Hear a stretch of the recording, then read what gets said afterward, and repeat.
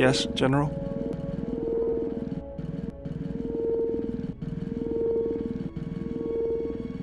That old thing? I built him when I was a kid. Been following me around for years now, despite what I've done to try and chase him off. Hey, just kidding. I'm happy to have you around. He helps me out with repairs. I outfitted him with a cutting laser and some other tools for delicate modifications. He's also good for singeing the pants of annoying techs.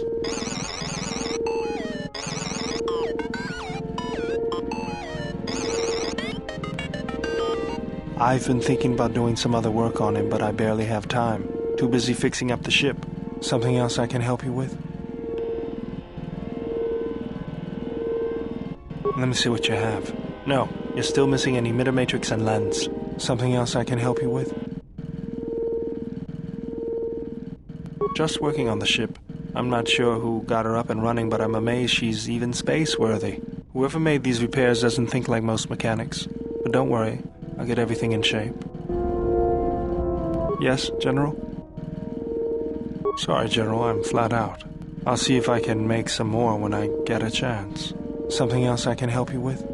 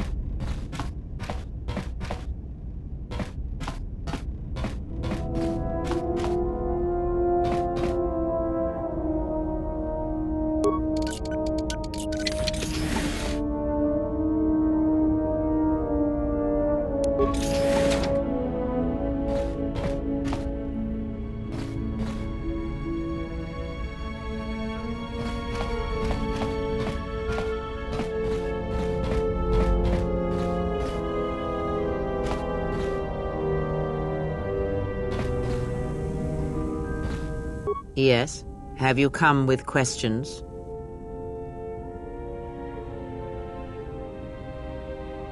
That is something we will leave until we possess a lightsaber and a proper sparring partner. Very well. What is it that drives you?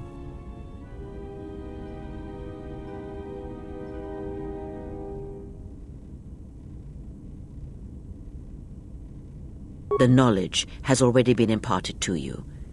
Upon our journey, the pieces shall fall into place. Very well. What is it that drives you?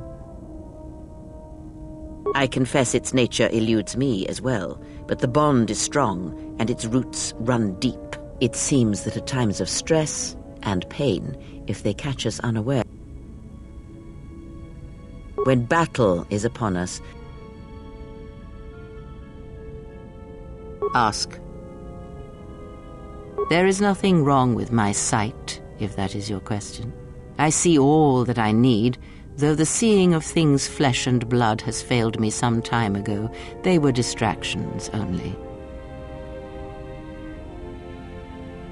There is nothing wrong with my eyes. They simply have atrophied from use. They are adequate to distinguish shapes, silhouettes. If need be, I could heal them, restore my sight, but sight can prove a distraction. When one relies on sight to perceive the world, it is like trying to stare at the galaxy through a crack in the door. But that is a lesson for another time. You must learn to see crude matter for what it is, before the veil is lifted. Ask, and I will answer. Does it matter? Of course it does. Such titles allow you to break the galaxy into light and dark, categorize it. Perhaps I am neither, and I hold both as what they are, pieces of a whole. Know that I am your teacher, and that is enough.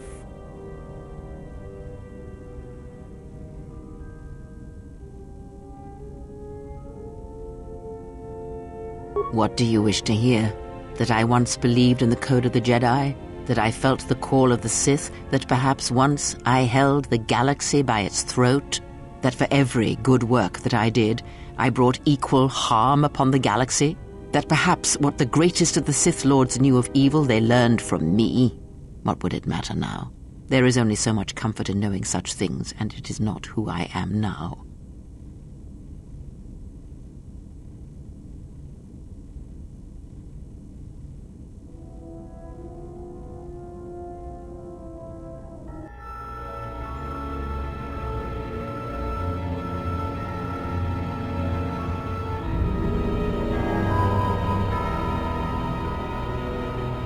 There are dark places in the galaxy where few tread, ancient centers of learning, of knowledge, but I did not walk alone. To be united by hatred is a fragile alliance at best.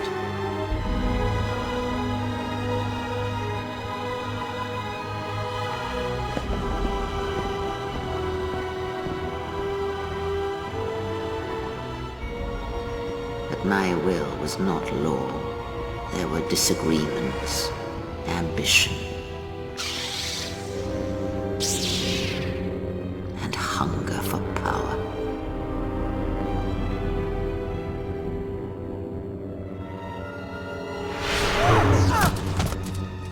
There are techniques within the Force against which there is no defense.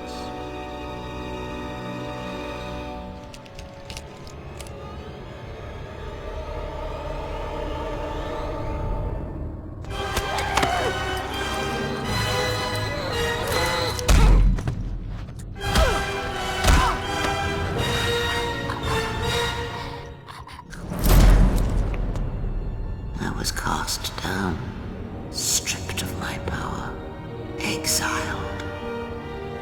I suffered indignities and fell into darkness. Learn from me my mistakes and use that knowledge to become greater than I. That is all I ask of you, and that is all I desire. In you all my hopes rest for the future, for the Force.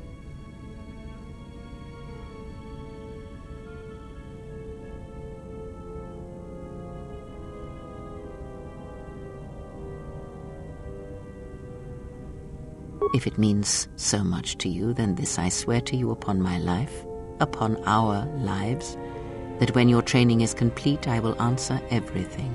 There shall be no more shadows between us, only truth that exists between master and apprentice.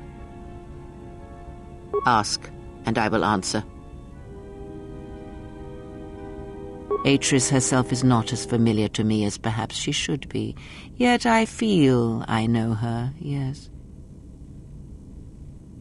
Because Atris's path is one I walked long ago, and it is a chapter of my life that has been read and closed. She has taken the first steps, I think. We shall see. Surely you felt the righteous anger, the spoken judgments, the lack of forgiveness. I was a historian once, gathering the relics of the Jedi, learning the ancient mysteries. Always there were more questions. One quickly learns that the Jedi Code does not give all the answers. If you are to truly understand, then you will need the contrast, not adherence to a single idea. That is why Atris and the others blamed me, sentenced me. They believed me responsible for Revan's fall.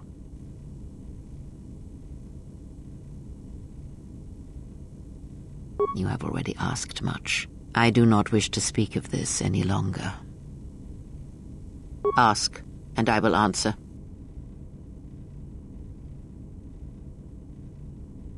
Perhaps I think it is fair to say that few did.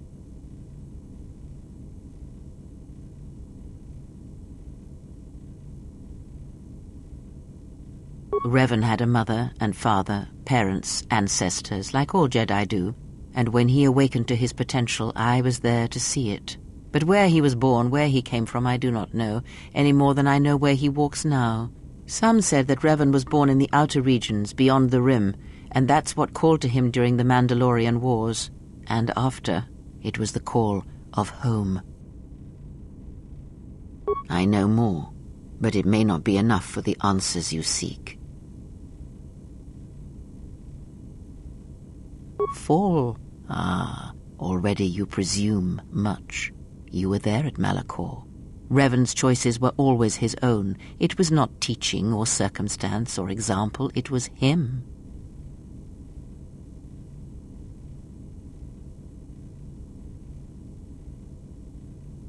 Is that what he was? Or was he always true to himself, no matter what personality he wore? And there is something that the Council may never understand, that perhaps Revan never fell. The difference between a fall and a sacrifice is sometimes difficult, but I feel that Revan understood that difference more than anyone knew. The galaxy would have fallen if Revan had not gone to war. Perhaps he became the Dark Lord out of necessity, to prevent a greater evil.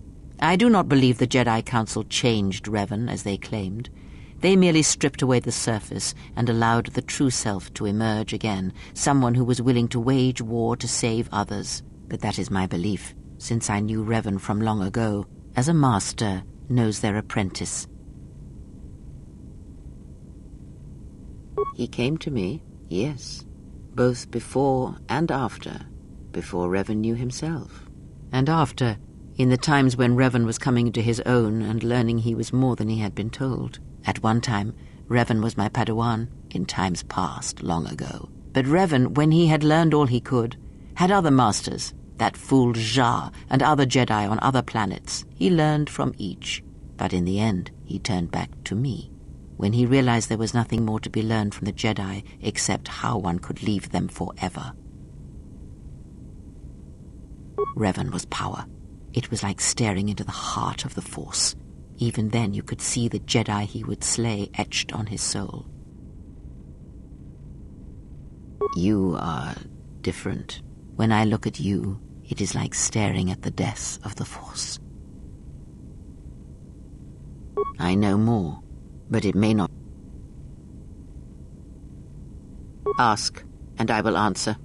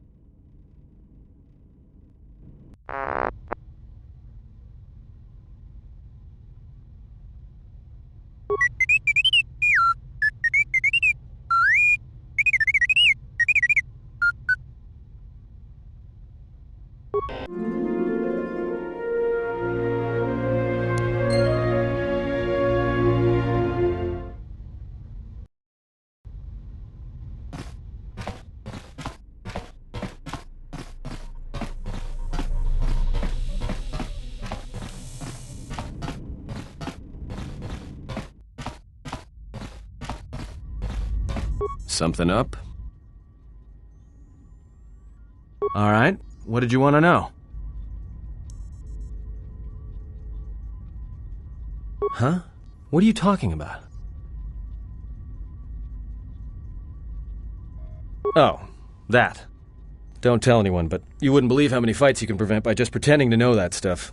I mean, it doesn't compare to wearing a lightsaber, but then again, that doesn't seem to help you much.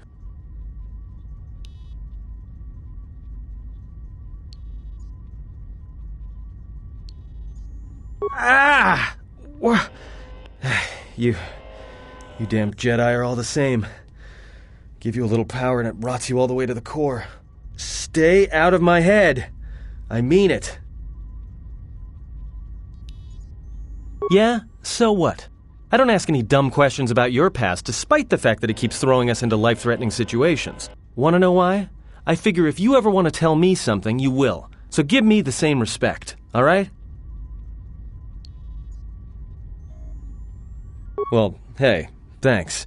But you've got the wrong guy. I'm good at shooting people, cracking wise, and pretending to know how to fight with my hands. All right, what did you want to know?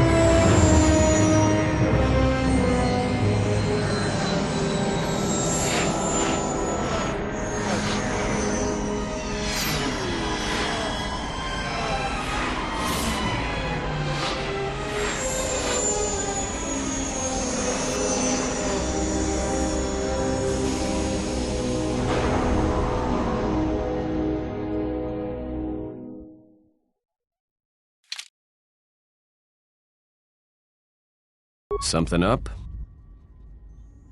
All right.